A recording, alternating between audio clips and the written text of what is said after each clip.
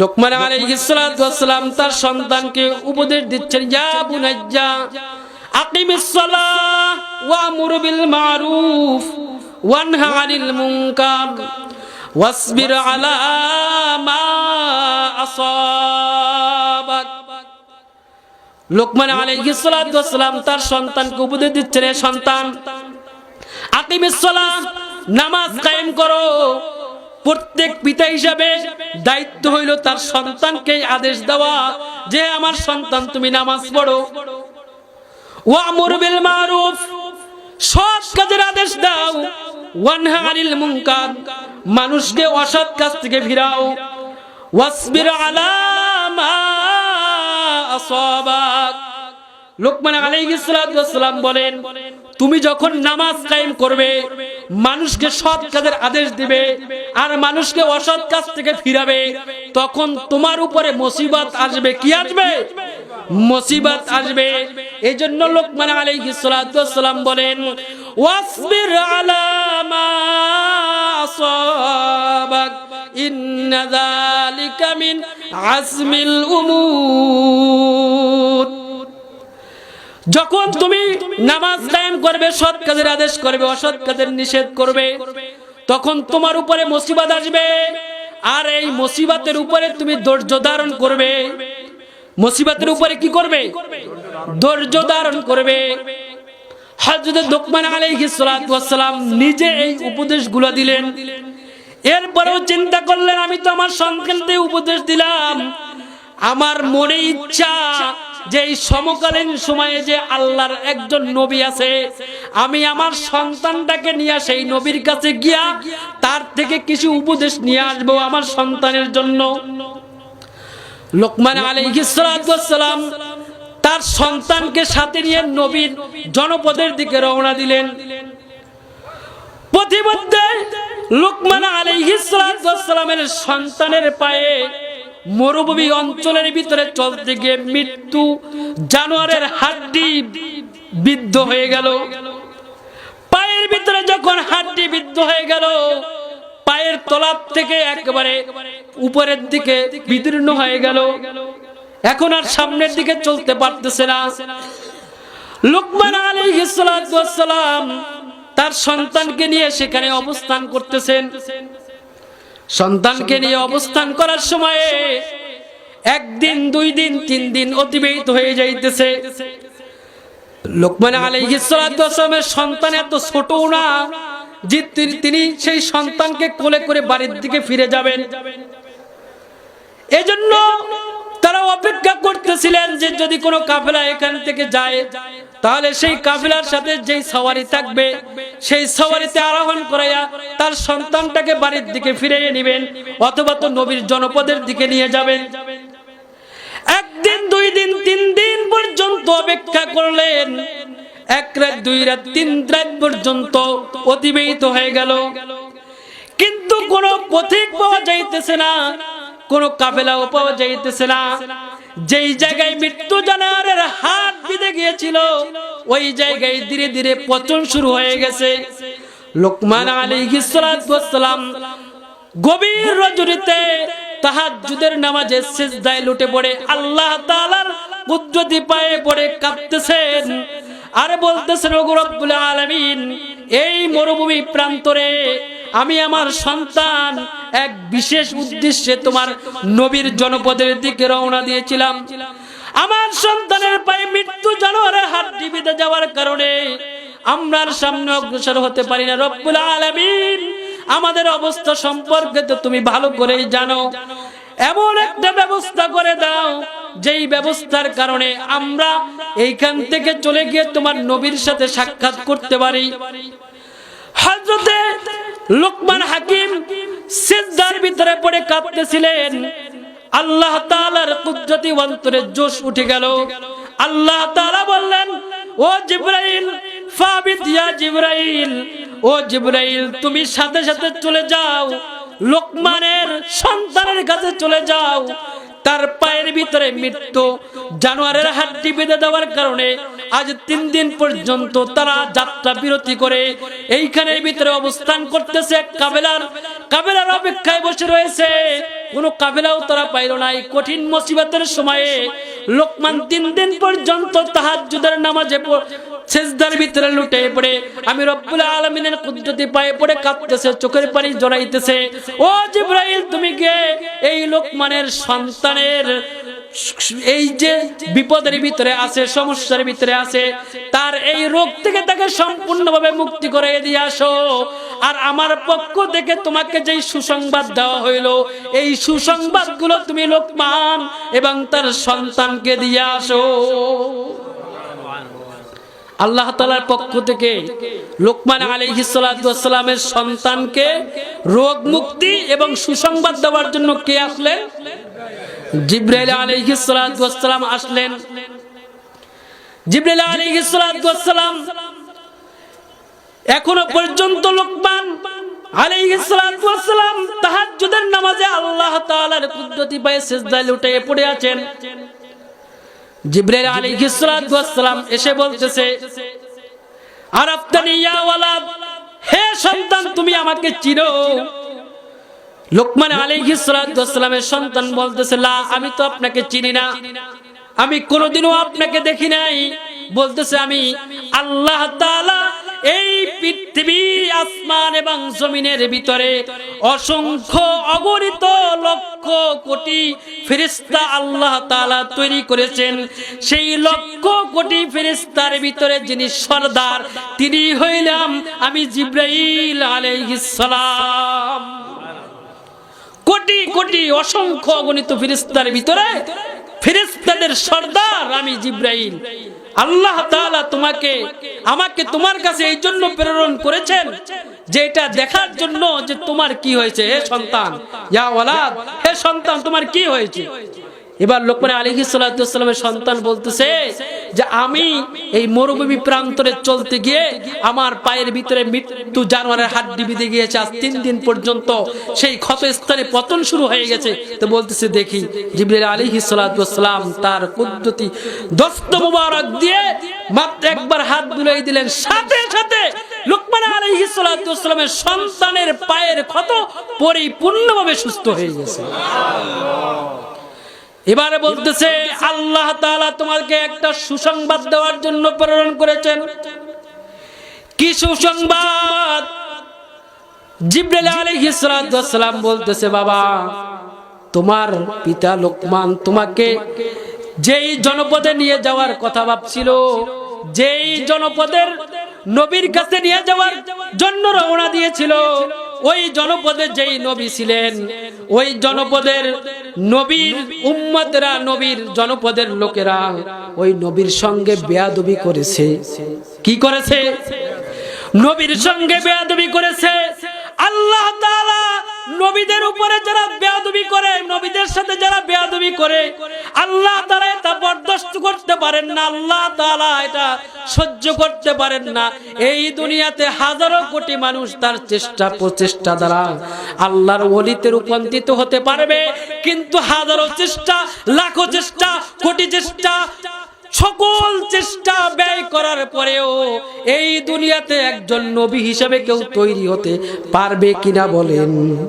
পারবে? আল্লাহ তাআলাই নবী হিসেবে দুনিয়াতে পাঠান। আল্লাহ তাআলাই নবী নির্বাচন করে দুনিয়াতে পাঠান। সেই আল্লাহ তাআলার মনোনীত নবীদের সাথে যারা বেয়াদবি করে, যারা সেই নবীদের সাথে বেয়াদবিমূলক আচরণ করে, আল্লাহ তাআলা সেটা সহ্য করতে পারেন না।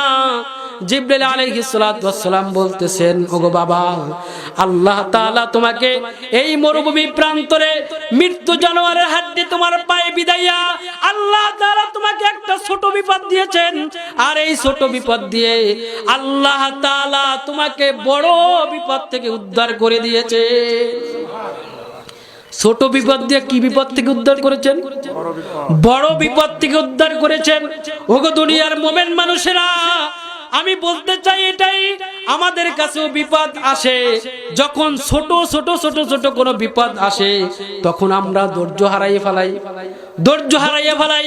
লোকমান আলাইহিস সালাতু ওয়াস সালামের ছেলেকে জিবরিল আলাইহিস সালাতু ওয়াস সালাম বলতেছে, ওগো বাবা, আল্লাহ তাআলা তোমার পায়ে যে এই মৃত্যু জানার হাড্ডি বিধাইলেন, এটা একটা ছোট বিপদ ছিল।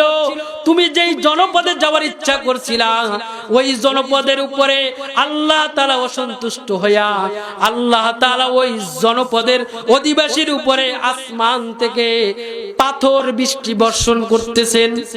কি বৃষ্টি? পাথর বৃষ্টি বর্ষণ করতেছেন।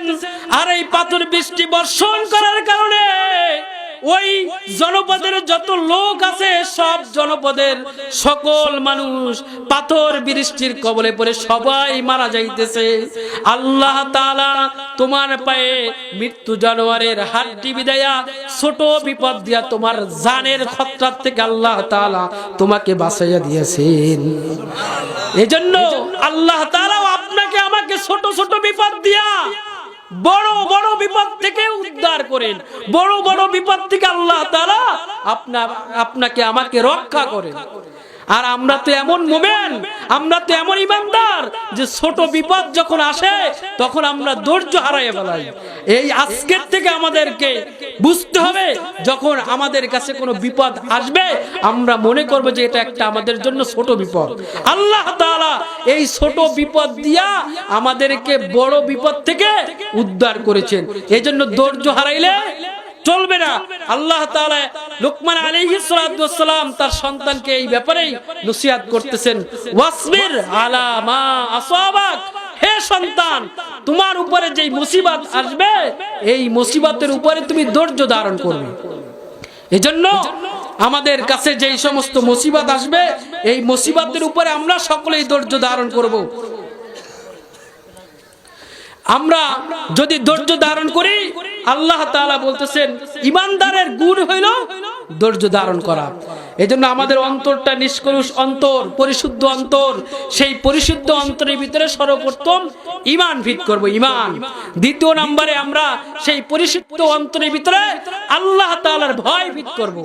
যদি এই দুইটা জিনিস আমরা আমাদের পরিশুদ্ধ অন্তরের ভিতরে ফিট করতে পারি, তাহলে আল্লাহ তাআলা বলতেছেন যে লাফাতাহনা আলাইহিম বারাকাতিম মিনাস সামাই ওয়াল আরদ, আসমান এবং জমিনের সকল কল্যাণের ধার আমি বান্দার জন্য উন্মুক্ত করে দিব।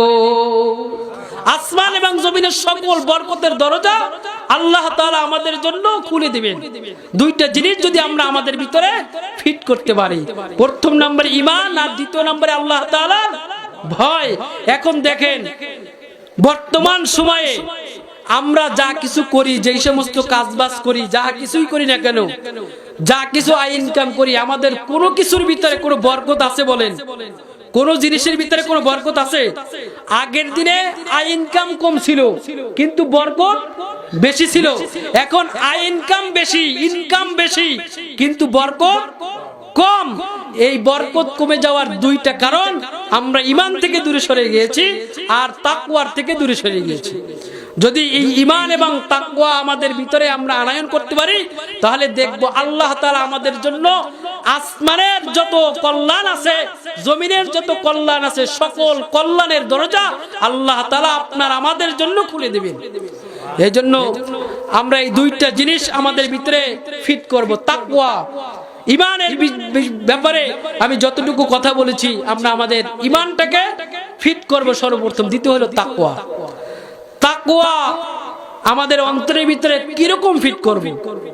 দেখেন, সংক্ষেপে বলি, আমাদের নবী হযরত মুহাম্মদুর রাসূলুল্লাহ সাল্লাল্লাহু আলাইহি ওয়াসাল্লাম, তার কন্যা হযরতে ফাতেমা রাদিয়াল্লাহু তাআলা আনহা, ফাতেমা রাদিয়াল্লাহু তাআলা আনহা, ওনার অভ্যাস ছিল উনি ফজরের নামাজ পড়ার পরে, ফজরের নামাজ যেই মুসাল্লায় পড়তেন, সূর্য ওঠা পর্যন্ত ওই মুসাল্লায় বসে থাকতেন। এটা কার অভ্যাস বললাম? ফাতেমা রাদিয়াল্লাহু তাআলা আনহার অভ্যাস। যেই মুসাল্লায় ফজরের নামাজ পড়তেন ওই মুসাল্লায় সূর্য ওঠা পর্যন্ত উনি বসে থাকতেন। ফাতেমা রাদিয়াল্লাহু তাআলা আনহার দৈনন্দিন এটাই অভ্যাস। হযরত আলী রাদিয়াল্লাহু তাআলা আনহু যাইতেন মসজিদে নামাজ পড়তে, উনি আয়েশা দেখতেন যে ফাতেমা এখনো মুসাল্লায় বসা থাকতেন। একদিন ফাতেমা রাদিয়াল্লাহু তাআলা আনহা ফজরের নামাজের পরে নিজের গৃহস্থলী কাজের ভিতরে লেগে গেলেন, ঘরের কাজ বাজের ভিতরে। আলী রাদিয়াল্লাহু তাআলা আনহু মসজিদ থেকে নামাজ পড়ে আসার পরে দেখতেছেন ফাতেমা চুলার ভিতরে একটা হাড়ি চাপাইয়া দিয়া হাসান এবং হুসাইনের যত পোশাক আছে এই পোশাকগুলো সিদ্ধ করতেছে, গরম করতেছে। আরেকটা চুলার ভিতরে অনেকগুলো আটা নিয়ে সেটা সিদ্ধ করতেছে, আটার গরম পানি তৈরি করতেছে, খামিরা তৈরি করতেছে। আলী রাদিয়াল্লাহু তাআলা আনহু জিজ্ঞাসা করলেন, গো ফাতেমা, তোমার চিরচরিত অভ্যাস, দৈনন্দিন অভ্যাস হইল তুমি প্রত্যেকদিন ফজরের নামাজের পরে তুমি মুসাল্লায় বসে থাকো, সূর্য উদয় না হওয়া পর্যন্ত তুমি মুসাল্লা থেকে উঠো না, আজকে কেন তুমি ফজরের নামাজ পড়ার পরেও তুমি গৃহস্থলী কাজের ভিতরে লেগে গেলা? ফাতেমা রাদিয়াল্লাহু তাআলা আনহা বললেন, ওগো আমার প্রিয় স্বামী, আপনার সঙ্গে আমার কিছু কথা আছে, শুনেন। আমি আজকে রাতে স্বপ্নে দেখলাম আমার বাবা স্বপ্নের ভিতরে বলতেছে, গো ফাতেমা, আজকে তুমি তোমার স্বামীর সঙ্গে দুনিয়াতে একই সঙ্গে সাহরি খাবে আর তুমি ইফতার করবে আমার সঙ্গে জান্নাতে।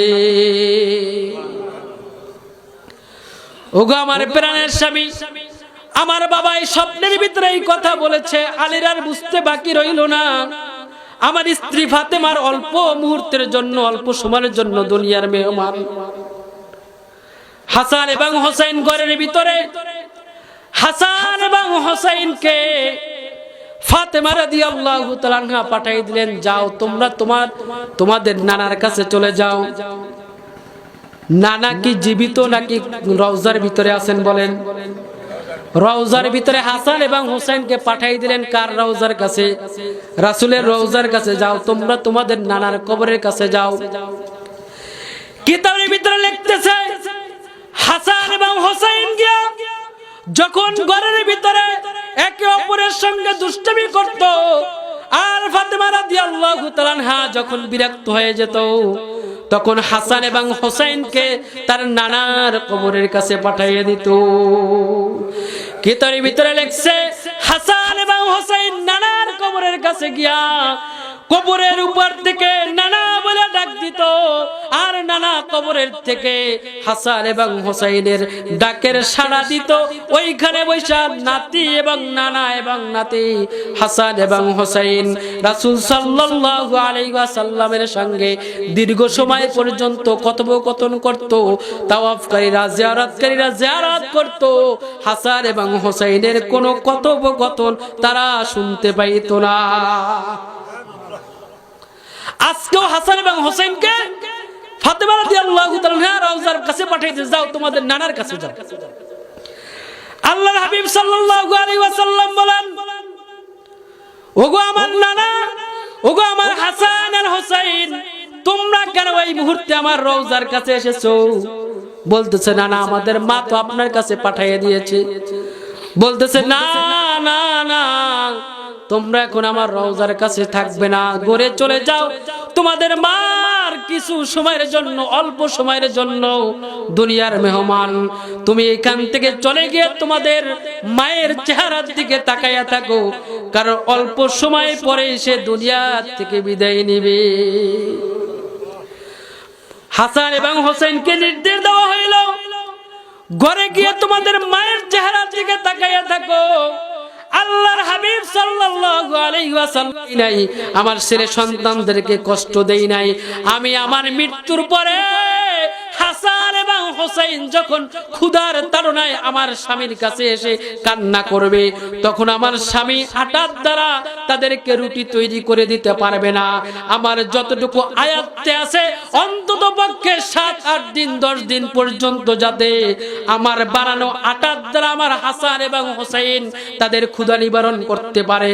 এই জন্য ফাতেমা রাদিয়াল্লাহু তাআলা চিন্তা করলেন যে আমার মৃত্যুর পরে, আমি জীবিত থাকা অবস্থায় মৃত্যুর পরেও আমি যতটুকু কাজ করে যেতে পারি, আমার সন্তানদের যাতে কোনো কষ্ট না হয়, আমার স্বামীর যাতে কোনো কষ্ট না হয়, ততটুকু ফাতেমা রাদিয়াল্লাহু তাআলা করে গিয়েছে।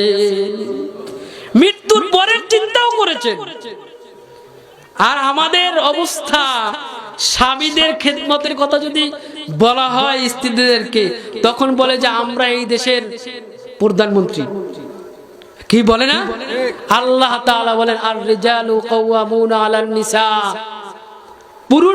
পুরুষেরা মহিলাদের উপরে কর্তৃত্ব করবে, নারীরা পুরুষের উপরে কর্তৃত্ব করবে না, এটা কোরআনের বিধান। এজন্য ফাতেমা রাদিয়াল্লাহু তাআলা আনহার অন্তরের ভিতরে তাকওয়া ছিল, ভয় ছিল আল্লাহ তাআলা। এজন্য তিনি পৃথিবীর ভিতরে শ্রেষ্ঠ স্ত্রী, আর ওয়া ফাতিমাতু সাইয়্যিদাতু নিসাই আহলিল জান্নাহ, সকল জান্নাতি রমণীদের সর্দারিনী হবে হযরত ফাতেমা রাদিয়াল্লাহু তাআলা আনহা। এজন্য আমাদের আজকের দুইটা আলোচনার বিষয় হলো আমরা আমাদের অন্তরটাকে পরিশুদ্ধ করব, আর পরিশুদ্ধ অন্তরের ভিতরে দুইটা গুণ অর্জন করব, এক হলো ঈমান আর দ্বিতীয় কি? তাকওয়া। আল্লাহ তাআলা আমাদের সকলকে আমল করার মতো তৌফিক দান করুক।